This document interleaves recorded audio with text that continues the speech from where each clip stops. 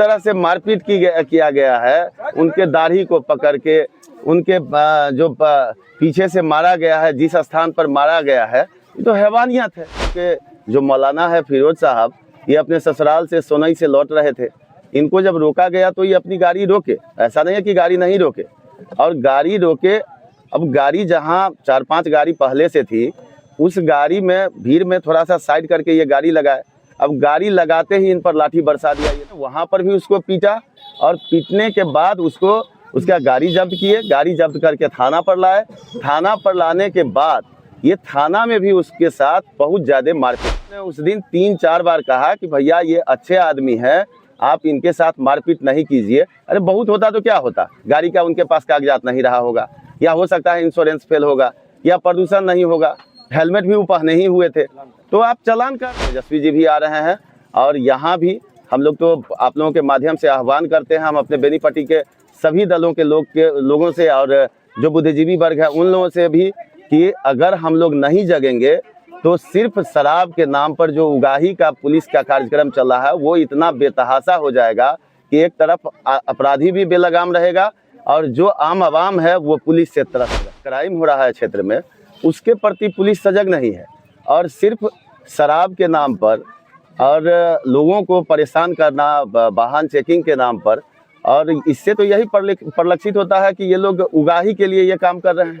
बेनीपट्टी क्षेत्र के कटैया निवासी मोहम्मद फिरोज के साथ बेनीपट्टी पुलिस की बर्बरता का वीडियो सामने आया। मोहम्मद फिरोज का जो बयान आया है वो काफ़ी गंभीर है। आप इस ग्रामीण भी हैं और राजद के नेता भी हैं, सामाजिक कार्यकर्ता भी हैं, जनप्रतिनिधि भी हैं। क्या कहेंगे आप प्रशासन के इस व्यवहार पर? बीते दिनों जिस तरह का बेनीपट्टी थाना और यहाँ के प्रशासन का जो आवाम के प्रति जो रवैया रहा है, वो देखने से यही पता चलता है कि इन लोगों का व्यवहार सामान्य आम जन के साथ काफ़ी अमानवीय होते जा रहा है। आपने देखा होगा इससे पूर्व में भी, जब बसैठा के राहुल झा के साथ भयंकर मारपीट की गई थी, उसमें भी कई लोगों ने इस मुद्दा को उठाया था और इन लोगों को कहा था, तब भी आज तक उसमें भी कोई कार्रवाई नहीं हुई। उसी तरह से दामोदरपुर में आपने देखा होगा जो मुन्ना झा का हत्या का मामला था, और सभी दल के लोग और सभी बेनीपट्टी के सभी लोगों ने इस मुद्दा को उठाया कि वो उसका भी उद्भेदन हो, तो उसमें भी आज तक कोई कार्रवाई नहीं हुई। और इस तरह का जो एक सुनील झा का हत्या हुआ था जगत में, उसमें भी आज तक जो हथियार जिसे हत्या हुई और जो मारने वाले लोग थे उसका भी उद्भेदन नहीं हुआ। उसी तरह आपको हरिमोहन झा का हत्या हुआ था, उसमें भी कुछ नहीं हुआ। तो जो आप मुख्य रूप से देखिए, जो बड़ा क्राइम हो रहा है क्षेत्र में, उसके प्रति पुलिस सजग नहीं है, और सिर्फ शराब के नाम पर और लोगों को परेशान करना, वाहन चेकिंग के नाम पर, और इससे तो यही परिलक्षित होता है कि ये लोग उगाही के लिए ये काम कर रहे हैं। और इसी के तहत बुधवार को ये लोग मोहम्मदपुर पुल पर जांच कर रहे थे। अब जांच के दौरान हमारे गांव के जो मौलाना है फिरोज साहब, ये अपने ससुराल से सोनई से लौट रहे थे। इनको जब रोका गया तो ये अपनी गाड़ी रोके, ऐसा नहीं है कि गाड़ी नहीं रोके, और गाड़ी रोके। अब गाड़ी जहाँ 4-5 गाड़ी पहले से थी, उस गाड़ी में भीड़ में थोड़ा सा साइड करके ये गाड़ी लगाए। अब गाड़ी लगाते ही इन पर लाठी बरसा दिया ये लोग। अब लाठी बरसाने के बाद जब वो पूछ रहे थे कि भैया आप हमको क्यों मार रहे हैं, तो यदि पुलिस का ये आरोप है कि वो भाग रहा था इसीलिए हमने उसको मारा, तो भैया ये कहाँ लिखा हुआ है कि पुलिस के डर से तो कोई आदमी भागता है? और जब भाग रहा था आप पकड़ लिए, पकड़ने के बाद आप सर्च किए, सर्च के बाद अगर कोई आपत्तिजनक सामान उसके पास नहीं था, तब तो आपको समझाना चाहिए था कि भाई क्यों भाग रहे हो। अरे जब तुम्हारे पास कुछ नहीं है तो भागने की क्या आवश्यकता है? लेकिन इसके बदले में इन्होंने वहां पर भी उसको पीटा, और पीटने के बाद उसका गाड़ी जब्त किए। गाड़ी जब्त करके थाना पर लाए। थाना पर लाने के बाद ये थाना में भी उसके साथ बहुत ज़्यादा मारपीट किए। आप लोग आप देखते ही होइएगा, या फोटो देख लीजिए, या फिरोज साहब से मिल लीजिए। परिणाम ये हुआ कि यहाँ से इलाज के लिए हम लोग उनको मधुबनी ले गए, मधुबनी से रेफर किया गया, फिर दरभंगा में इलाज चला, और अभी भी उठने की स्थिति में नहीं है। तो मेरा ये कहना है कि यदि सरकार को, मधुबनी प्रशासन को बेनीपट्टी के माध्यम से, बेनीपट्टी थाना के माध्यम से उगाही ही करवाना है, तब तो भाई आपको 100 तरीका आप लेवी लगा दीजिए। ये लेवी वाले लोग हैं, थाना वाले हम लोगों के लिए, हम लोगों की सुरक्षा के लिए, हम लोगों के जान माल की सुरक्षा के लिए नहीं है। और इसमें ऐसा नहीं है कि लोगों ने नहीं कहा, हम लोगों ने उस दिन 3-4 बार कहा कि भैया ये अच्छे आदमी है, आप इनके साथ मारपीट नहीं कीजिए। अरे बहुत होता तो क्या होता, गाड़ी का उनके पास कागजात नहीं रहा होगा, या हो सकता है इंश्योरेंस फेल होगा, या प्रदूषण नहीं होगा, हेलमेट भी ऊपर नहीं हुए थे, तो आप चालान कर देते। लेकिन मारपीट कीजिएगा तो इससे क्या परिलक्षित होता है? यही कि आप जिस काम में लगे हुए हैं, जो उगाही का काम आपका है, वो उगाही के लिए किए हैं। लेकिन जिस तरह से लोगों के बीच में आक्रोश है, अब ये क्षम्य नहीं है कि लोग बर्दाश्त करेगा। ये जन आंदोलन का रूप पकड़ते जा रहा है और हम लोग अब रोड पर उतरेंगे। अगर पुलिस प्रशासन नहीं सुधरेगी तो अब लोग सड़क पर उतरने के लिए तैयार हैं। अब कल हम लोगों ने सुना है कि 2 बजे 3 तारीख को तेजस्वी जी भी आ रहे हैं, और यहाँ भी हम लोग तो आप लोगों के माध्यम से आह्वान करते हैं, हम अपने बेनीपट्टी के सभी दलों के लोगों से और जो बुद्धिजीवी वर्ग है उन लोगों से भी, कि अगर हम लोग नहीं जगेंगे तो सिर्फ शराब के नाम पर जो उगाही का पुलिस का कार्यक्रम चल रहा है वो इतना बेतहाशा हो जाएगा कि एक तरफ अपराधी भी बेलगाम रहेगा और जो आम आवाम है वो पुलिस से त्रस्त रहेगा। इस मामले का अहम सवाल है, इस मामले को लेकर क्या किस उच्च पदाधिकारी से आप लोगों ने मिला है और क्या आश्वासन आप लोगों को दिया? जो कल शिष्टमंडल रात में एसपी साहब से मिले थे, तो एसपी साहब ने कहा कि हम इस पर जांच करवा करके उचित कार्रवाई करेंगे। लेकिन अब सवाल है कि घटना बुधवार का है।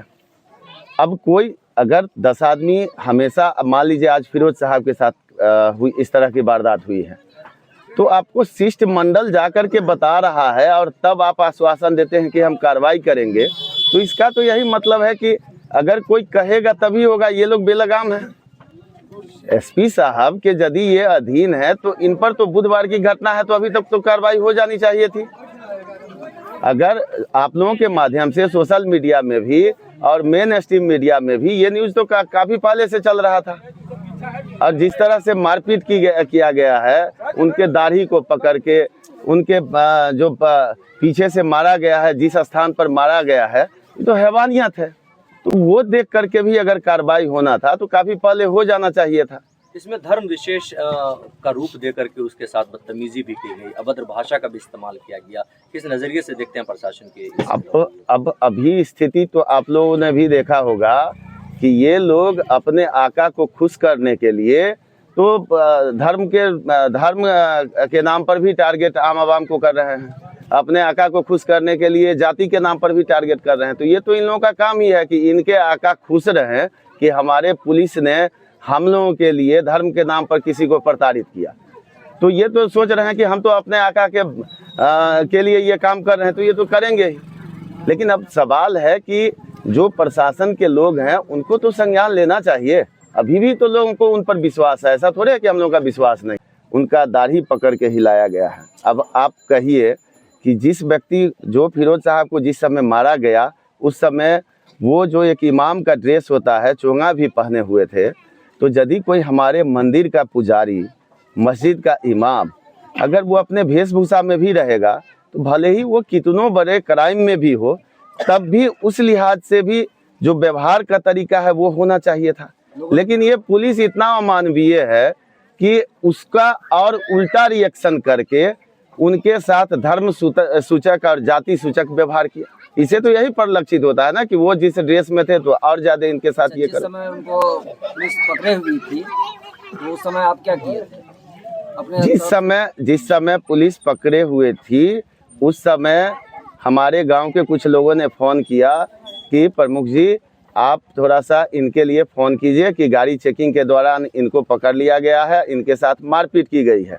हमने पूछा भी कि क्या कोई ऐसा आपत्तिजनक सामान या कोई वारंट है या कुछ ऐसा है। लोगों ने कहा कुछ नहीं है, बस गाड़ी चेकिंग का मामला है। तो हमने एक बार नहीं 3 बार थाना अध्यक्ष को कहा कि ये इस तरह का कोई मामला नहीं है। जो जाति आप उस आदमी के साथ कर रहे हैं, 9 बजे 9:30 बजे पकड़ते हैं और 9 बजे रात तक उसको बंद करके रखते हैं, मारपीट करते हैं, ये उचित नहीं है।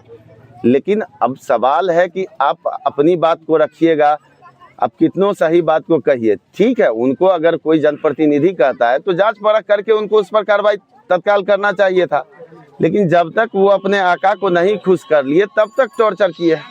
एक और चीज समझना चाहेंगे, क्या इस मामले में कोर्ट में परिवाद भी दायर किया गया है? आज है रविवार और कल था शनिवार। तो कल तो एसपी साहब के यहाँ लोगों ने आवेदन दिया था यदि एसपी साहब के ही आदेश से, चूंकि उन्होंने आश्वासन दिया था कि हम हो सकता है प्राथमिकी भी करें, तो यदि उसी आदेश पर प्राथमिकी हो जाता है तब तो कोर्ट में परिवाद की आवश्यकता नहीं है। लेकिन कल सोमवार तक अगर नहीं होता है तो कोर्ट में परिवाद भी होगा। अच्छा, जैसा कि नेता प्रतिपक्ष कल आ रहे हैं, जो विश्वस्त सूत्रों से पता चला है इस बात का, क्या कहेंगे? आम से बिल्कुल बिल्कुल आ रहे हैं। जब उनको पता चला और हम लोगों ने जब उनको जानकारी दी कि इस तरह का घटना घटित हुआ है और आए दिन बेनीपट्टी का ये स्थिति बद से बदतर होते जा रहा है, उन्होंने तुरंत संज्ञान लिया और उन्होंने ही कहा था कि आप लोग एक शिष्टमंडल के साथ एसपी से मिलिए, अगर कोई कार्रवाई नहीं होती है तो हम तो आ ही रहे हैं, जो जहां भी जुल्म होगा वो तो पहुंचते ही है और पहुंचेंगे ही। लेकिन ये भी हम लोग को निर्देश मिला कि अब आंदोलन करना ही होगा, नहीं तो बेनीपट्टी पुलिस प्रशासन नहीं सुधरेगी। कल कितने बजे तक तेजस्वी यादव आ रहे हैं? 2 बजे तक उम्मीद है कि वो आएंगे। चूंकि सरस्वती पूजा का भी दिन है तो हो सकता है कि थोड़ा आगे पीछे भी समय हो, लेकिन 2 बजे तक का है।